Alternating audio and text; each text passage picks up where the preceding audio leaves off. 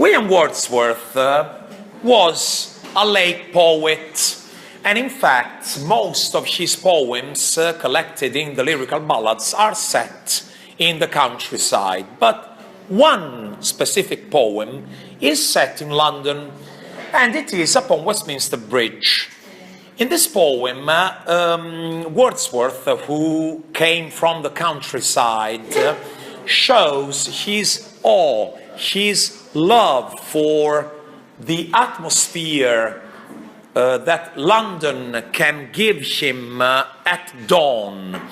He is on Westminster Bridge, and he is fascinated by the spectacle of the Houses of Parliament, the River Thames, and the beauty of this splendid city, the splendid capital. And when he describes the sun rising, he says that he has never seen such a wonderful sunshine as he is now seeing in London. It's the first time that the spectacle of the sun rising has given him so much pleasure as now that he is contemplating the sun rising upon London and the beauty of the city. The city is described as a terrific place, a wonderful place, and no activities are taking place, are being carried out at this peaceful moment. London seems to be sleeping, and the sun rises in an atmosphere of peace, of awe. The opposite description is given by a man who had always lived in London, and a man who knew London in all its terrible, worst aspects, such as William Blake. Just like Charles Dickens did, Blake describes London as a place of exploitation, especially the exploitation of children, and in fact he mentions the chimney sweeper and the image of these infants crying. You can hear the crying of adult people and especially children while you are walking down the streets of London. Blake also mentions blood. He mentions the fact that London is the capital of the empire, so in those palaces where the king, the queen, the prime minister live, that is the place where wars are planned and decided. That's why he mentions the soldiers and the fact that the blood of these soldiers makes the palaces unclean. These palaces are dirty with blood. There's a reference to a prostitute and the fact that London is the place where you can find brothels, where married men go and look for sex with these prostitutes. In particular, there's a prostitute who has just given birth to a child. This child will never have a father. He will probably be called a bastard because he doesn't have the right to have a proper family because he's the son of a prostitute. Marriage itself, which should be an important, a fundamental institution, is dirty because married men, especially Victorians, led a double life. They had a wife, they had kids, but they regularly visited prostitutes.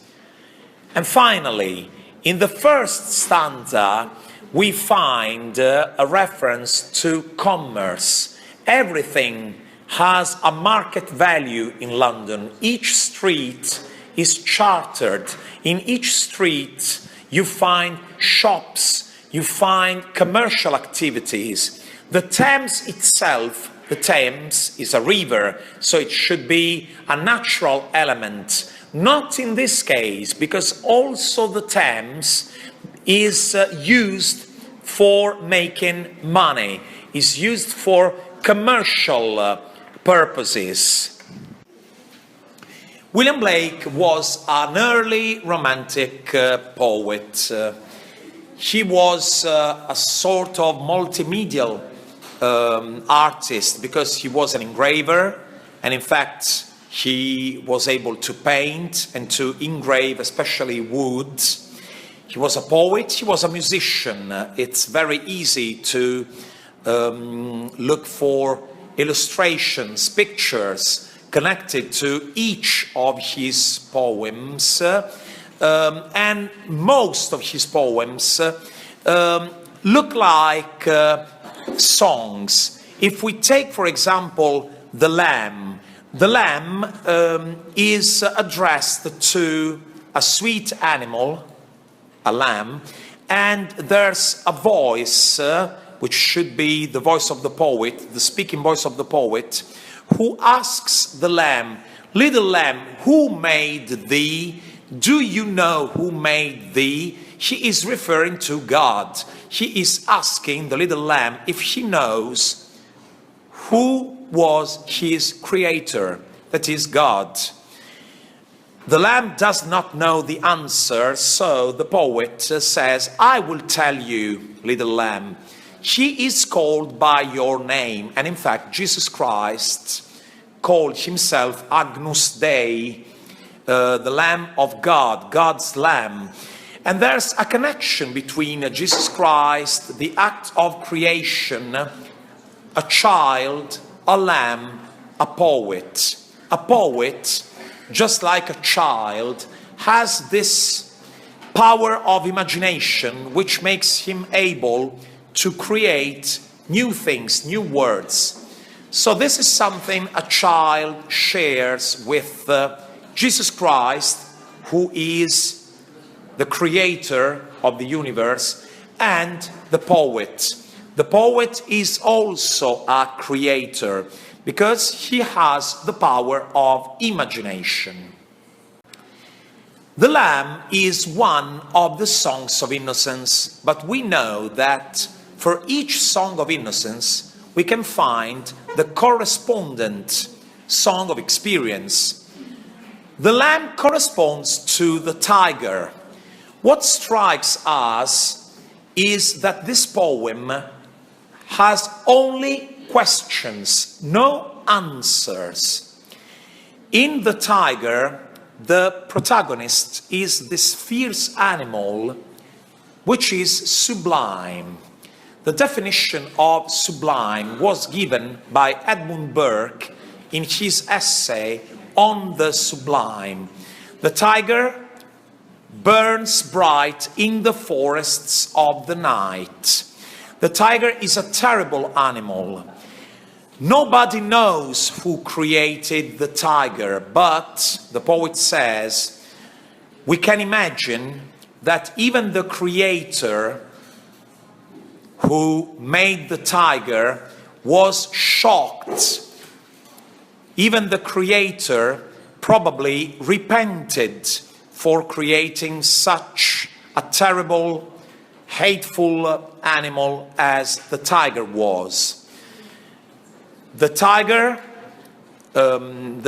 makes us think of evil, and the question posed by the artist, by the poet, by William Blake is, could the same God who made the lamb also make the tiger? Were good and evil created by the same creator? How can we understand that God made good and evil, the lamb?